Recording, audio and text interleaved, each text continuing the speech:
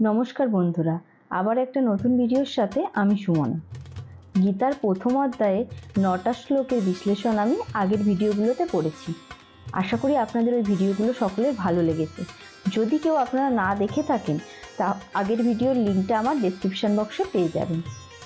আজকের ভিডিওতে থাকবে 10, 11 এবং 12 নম্বর শ্লোকের বিশ্লেষণ। তাহলে চলুন বন্ধুরা, ভিডিওটা শুরু করা যাক। শ্লোক নম্বর 10।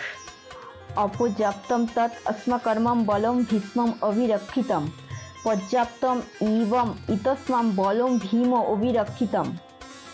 আমাদের সৈন্যবল অপরিমেয় এবং অমর পিতামহ ভীষ্মের দ্বারা পূর্ণরূপে সুরক্ষিত, অপরপক্ষে ভীমের দ্বারা সতর্কভাবে সুরক্ষিত পাণ্ডবদের শক্তি সীমিত। এখানে দুর্যোধন উভয় পক্ষের সামরিক শক্তির সঙ্গে তুলনা করেছেন। সে ভেবেছিলেন যে সবথেকে বেশি অভিজ্ঞ সেনাপতি পিতামহ ভীষ্মের দ্বারা বিশেষভাবে সুরক্ষিত হওয়ায় তার সামরিক শক্তি অপরিমেয় ছিল, এবং দুর্যোধন এও ভেবেছিলেন ভীষ্মের সামনে নিতান্তই নগণ্য অপেক্ষাকৃত কম অভিজ্ঞ সেনাপতি ভীমের দ্বারা রক্ষিত হওয়ার ফলে পাণ্ডবদের সৈন্যবল ছিল সীমিত। দুর্যোধন চিরকালই ভীমের প্রতি ঈর্ষাপরায়ণ ছিলেন, কারণ সে জানতেন যে যদি তাকে কোনোদিনও মরতে হয় তাহলে একমাত্র ভীমের হাতেই তার মৃত্যু হবে। একই সঙ্গে ভীষ্মের মতন শ্রেষ্ঠ সেনাপতির উপস্থিতির কারণে সেই যুদ্ধ তার জয় সম্বন্ধে সে সুনিশ্চিত ছিলেন। যুদ্ধ জয়লাভ করার বিষয়ে যে সে নিঃসংশয় ছিলেন সেটাই সে প্রতিপন্ন করতে চেয়েছিলেন। শ্লোক নাম্বার 11। আয়ুষ্নেষুচ্চ সর্বেষু যথা ভগম অবস্থিতা ভীষ্মম এব অবিরক্ষন্ত ভবন্ত সর্বে এবহি। এখানে আপনারা সকলে সেনাবাহিনীর প্রবেশপথ নিজ নিজ কৌশলগত অবস্থানে স্থিত হয়ে পিতামহ ভীষ্মকে সর্বতোভাবে সহায়তা প্রদান করুন। দুর্যোধন বিবেচনা করে দেখলেন যে পিতামহ ভীষ্মের শৌর্যবীর্যের প্রশংসা করার ফলে অন্য সৈন্যরা নিজেদেরকে গুরুত্বহীন বলে মনে করতে পারেন। তাই দুর্যোধন সেই পরিস্থিতির ভারসাম্য বজায় রাখার জন্য উপরিক্ত কথাগুলি বলেছিলেন। এইভাবে সে বাকি সৈন্যদের মনে করিয়ে দিলেন ভীষ্ম নিঃসংশয়ে সর্বশ্রেষ্ঠ যোদ্ধা হওয়া সত্ত্বেও একজন বৃদ্ধ মানুষ, এবং সব দিক থেকে তাই সকলেই তার সুরক্ষার জন্য বিশেষভাবে চিন্তা করা উচিত। যুদ্ধ করতে করতে যদি তিনি কোনো একদিকে এগিয়ে যান তাহলে শত্রুপক্ষ তার সুযোগ নিয়ে অন্য দিক থেকে আক্রমণ করতে পারেন।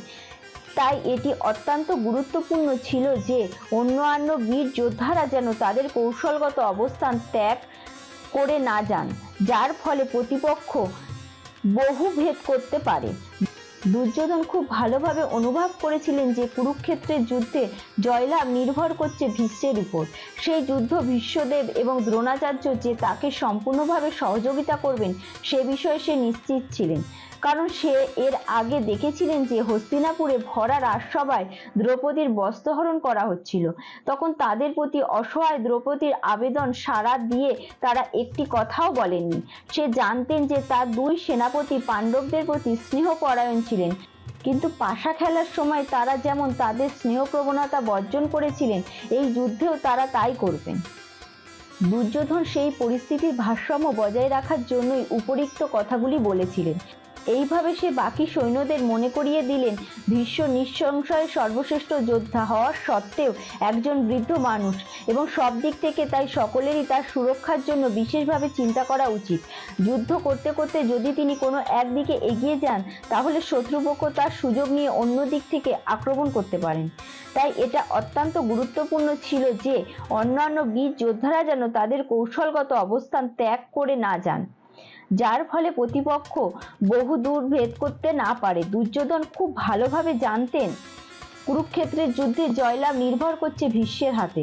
সেই যুদ্ধে ভীষ্মদেব ও দ্রোণাচার্য যে তাকে সম্পূর্ণভাবে সহযোগিতা করবেন সে বিষয়ে সে নিশ্চিত ছিলেন, কারণ সে এর আগে দেখেছিলেন যে হস্তিনাপুরে ভরা রাজসভায় দ্রৌপদীর বস্ত্রহরণ করা হচ্ছিল। তখন তাদের প্রতি অসহায় দ্রৌপদীর আবেদনে সাড়া দিয়ে তারা একটি কথাও বলেননি। সে জানতেন যে তার দুই সেনাপতি পাণ্ডবদের প্রতি স্নেহপরায়ণ ছিলেন, কিন্তু পাশা খেলার সময় তারা যেমন তাদের স্নেহ প্রবণতা বর্জন করেছিলেন, এই যুদ্ধতেও তারা তাই করবেন। শ্লোক নাম্বার 12। তস্য সঞ্জয় নাম হস্যম কুরুবিদ্ধ পিতামহ সিংহনাদ্যম বিন্দা উচ্চ সংখ্যম দধম প্রত্যাবন্ন। তখন কুরুবংশের বিদ্যা পিতামহ ভীষ্মের দুর্যোধনের হর্ষ উৎপাদন করে সিংহের গর্জনের মতন অতি উচ্চস্বরে তার শঙ্খ বাজালেন। কুরুবংশের পিতামহ দুর্যোধনের মনের ভাব বুঝতে পেরে তার প্রতি স্বাভাবিক করুণাবশত সিংহের মতন উচ্চস্বরে তার শঙ্খ বাজিয়ে তাকে উল্লাসিত করার চেষ্টা করলেন। আবার অন্যদিকে শঙ্খধ্বনির মাধ্যমে তিনি তার হতাশাচ্ছন্ন পৌত্র দুর্যোধনকে জানিয়ে দিলেন যে এই যুদ্ধে জয়লাভ করার কোনো আশাই তার নেই, কারণ ভগবান শ্রীকৃষ্ণ ছিলেন তার বিপক্ষে। কিন্তু তবুও যুদ্ধ করাই ছিল তার কর্তব্য এবং এই ব্যাপারে তিনি কোনো রকম অবহেলা করতে চান না। তাহলে চলুন বন্ধুরা, আজ তবে ভিডিওটা এই পর্যন্তই থাক। আমার যে সকল বন্ধুরা ভিডিওগুলোকে ইউটিউব থেকে দেখছেন তারা চ্যানেলটাকে অবশ্যই সাবস্ক্রাইব করে দেবেন আর কমেন্ট আর লাইকের মাধ্যমে জানাবেন ভিডিওগুলো কেমন লাগছে। আর আমার ফেসবুক বন্ধুরা ফলো আর লাইক করবেন।